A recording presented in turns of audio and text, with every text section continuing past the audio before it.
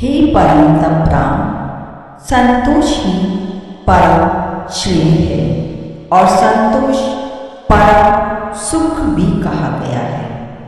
संतोष युक्त पुरुष परम विश्राम को प्राप्त होता है, जो संतोष रूपी ऐश्वर्य के सुख से संपन्न है तथा जिनका चित्त निरंतर विश्राम पूर्ण रहता है।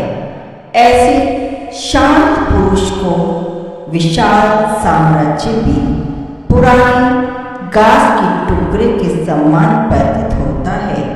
हे श्री राम, संतोष युक्त बुद्धि संसार की विषम परिस्थितियों में भी न तो उद्विग्न होती है और न ही कभी उसका विनाश होता है।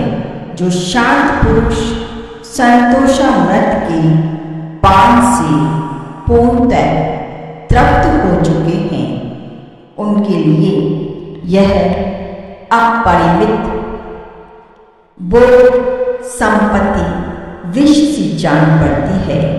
रागादि दोषों का विनाशक तथा अत्यंत मधुर आश्वास से युक्त संतोष जैसा सुखद होता है, वैसा सुख ये अमृत रस की लहरियां नहीं दे सकती।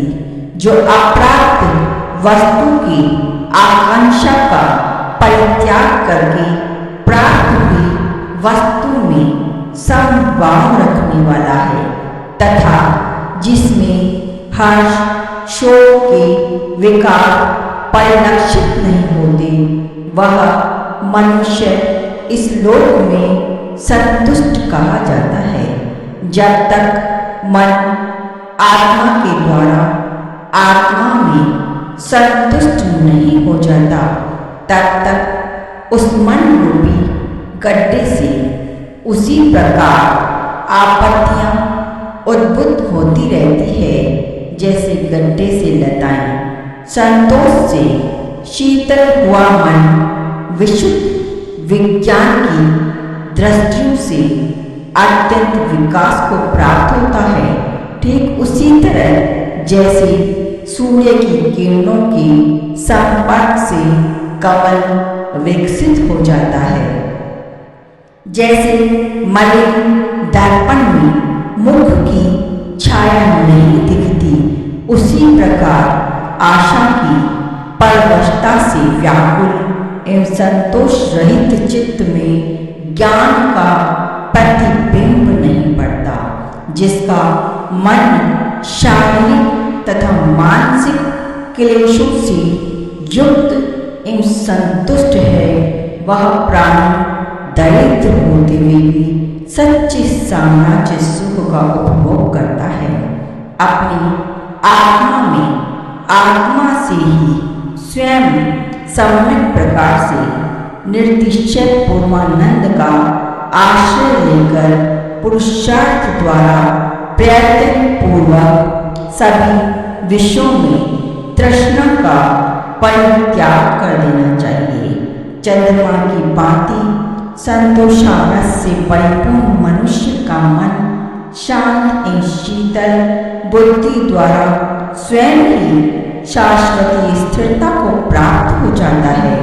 जब संतोष से संपन्न पुरुष अपने आत्मा में आत्मा द्वारा स्वस्थ रूप से स्थित हो जाता है, उस समय उसकी सारी मानसिक व्यथाएं उसी प्रकार अपने आप शीघ्र ही सब विनष्ट हो जाती है, जैसे वर्षा ऋतु में धूल शांत हो जाती है।